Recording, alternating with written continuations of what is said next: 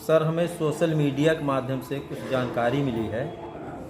आप सम्मानजनक व्यक्ति हैं, आप एक डॉक्टर हैं और आप बस्ती में भी सेवा दे चुके हैं और बस्ती के कई सीएससी पर रह चुके हैं और भी चिकित्सा अधीक्षक के पद पर रह चुके हैं, प्रभारी चिकित्सा अधिकारी के पद पर।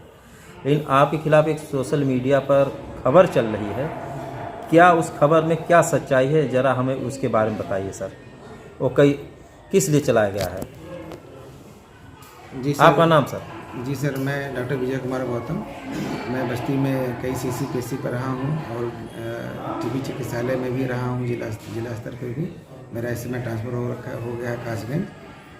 कुछ सोशल मीडिया पे खबर चलाई जा रही है और भ्रांति फैलाई जा रही है मेरे बारे में, और मेरी छवि धूमिल की जा रही है। और दूसरा, उसके माध्यम से मेरे पर दबाव बनाया जा रहा है कि मैं जो FIR किया हूँ संदीप श्रीवास्तव के ऊपर, वो वापस लेने के लिए विभिन्न प्रकरणों से, विभिन्न विधि से ये दबाव डाल करके FIR वापस लेने की दबाव डाला जा रहा है। FIR आप क्यों किए? क्या कारण आया? हमारे यहाँ मेरा मकान कटेश्वर पार्क के पास में है, जयपुरवा में। तो मैंने संदीप श्रीवास्तव को मेडिकल और अस्पताल चलाने के किराए पर दिया था। तो कई सालों से चला रहा था, तो उससे धीरे धीरे घनिष्ठता बढ़ती गई। तो उसने मुझसे जो है ज़मीन देने के नाम पर पैसा हमसे धीरे धीरे करके लेता रहा। मैं उसको चेक के माध्यम से उसको मैंने पैसा दिया है। 2016 से मैं उसको पैसा दे रहा हूँ और 2022 तक मैंने उसको पैसा दिया है। पूरा हो गया पैसा, जितने में हमारा वो हुआ था। तो अब वो न तो ज़मीन लिख रहा है, नहीं तो जो है हमको मेरा पैसा वापस कर रहा है, नहीं तो मकान का उसने किराया दिया है। बीच में पता चला कि इसने जो है फर्जी जो है मकान, मेरा जब ट्रांसफ़र कासगंज हो गया था, उसी दौरान इसने जो है फर्जी किरायानामा तैयार करा करके रखा हुआ है अपने पास, जिसका मुझे फ़ोटोकॉपी मुझे अचानक मेरे हाथ लगी, तो मुझे उसके बारे में जानकारी मिली।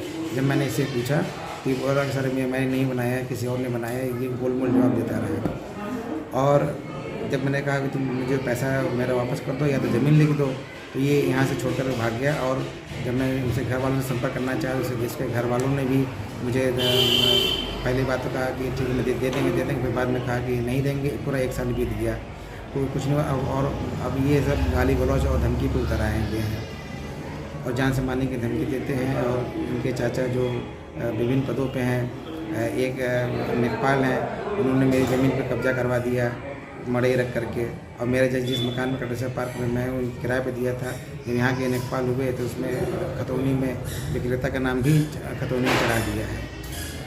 अच्छा, तो ये आपका, जैसे आपने इस प्रकरण को लेकर के किसी उच्च अधिकारी के पास मदद के लिए नहीं गए, जैसे जिला अधिकारी हुआ या ESP हुआ? हमने इसका शिकायत कहीं शिकायत मैंने किया था। अच्छा। मैंने पुलिस अधीक्षक के यहाँ भी शिकायत किया, कोतवाली में भी शिकायत किया था। फिर 156(3) के माध्यम से इन पे FIR लिखा गया। शासन ने मेरी बहुत मदद की है कि इन्होंने मेरी तरफ से इन्होंने संदीप के खिलाफ FIR लिखा है। FIR की कॉपी ये है, जिसपे इनको इनकी 406, 504, 506 और 3110 की धारा लगी हुई है। और जो फर्जी दस्तावेज इन्होंने तैयार किया है, इसमें ये लिखा है कि मैं इनको मकान तब तक देता हूँ जब तक ये किराए पर, तब जब तक ये इनकी इच्छा हो। ये तो कोई ऐसा मूर्ख व्यक्ति भी नहीं लिख सकता है कि जो इस तरह से इन्होंने किरायानामा बनाया हो। और इसी तरीके से एक किरायानामा और बनवाया है इन्होंने, इसमें मेरा साइन नहीं है, नहीं तो मैं कभी नौकरी में गया हूँ साइन करने के लिए। वो दस्तावेज बना करके ये मेरा मकान हड़पने की पूरी साजिश कर रहे हैं। और इनको मैं ये बैंक का स्टेटमेंट है, जिसके माध्यम से मैंने इनको पूरा हमने पैसा दिया, पूरा जितना जब पैसा दिया पूरा बैंक स्टेटमेंट है। ये पैसा देने के बजाय उल्टा मुझसे धमकी दिला रहा है कि आप सरकारी कर्मचारी, आपके खिलाफ मैं दस्तावेज तैयार करके खिलाफ करूँगा, और 5 लाख उल्टा ये मुझसे मांग रहे हैं। अच्छा, जितने आपने ये दिए हैं चेक के माध्यम से दिए हैं, कैसा दिए हैं आप? ये सब या बैंक अकाउंट? इनको चेक के माध्यम से, बैनर चेक दिया है डायरेक्ट? चेक के माध्यम से मैंने इनको दिया सारा पैसा। और जब पैसा तो देना छोड़िए, ये ज़मीन लिखना छोड़िए, ये उल्टा मुझसे 5 लाख रुपये मांग रहा है। जिसमें इनके चाचा से जब मैं मिला, बात किया, क्योंकि ये पहले से कई सालों से था, तो परिवार से भी मैं परिचित हूँ। जब उनके चाचे से कहा कि देखिए ऐसा है, आप संदीप बहुत नाराज़ है और बहुत वो है, आप उसको 5 लाख रुपए दे दीजिए, सब मामला शांत हो जाएगा, कोई शिकायत कहीं भी आपकी जो कर रहा है हटे डाल रहा है, सब खत्म कर दिया जाएगा। मैंने कहा कि भाई मैं 5 लाख क्यों दूंगा, मैं आप जब 13 लाख रुपये मैंने दिया वो वापस करिए, और उल्टा हमसे 5 लाख रुपये मांग रहे हैं। तो उनके चाचा इतना बोल करके चले गए। और उनके चाचा ने फिर गणेशपुर में मेरी जो ज़मीन थी उस पर जिसे मैंने लिया था उसी के पर्दा से मड़ई रखवा दिया, उस पर कब्जा करवा दिया। जब ये गणेशपुर के बाद यहाँ सतर के लेखपाल बने, उन्होंने मेरे मकान पे क्रेता विक्रेता का भी जो है विक्रेता का भी नाम मेरे खतौनी में डाल दिया। और जब मैं इनसे मिलने गया तो मुझसे ये इन्होंने कहा ठीक है डॉक्यूमेंट लाइए, मैं आपको इसका जो है 34A करके बी करके इन्होंने कहा कि फाइल बनती है, मैं करा दूंगा, कोई दिन बड़ी बात नहीं, सही हो जाएगा।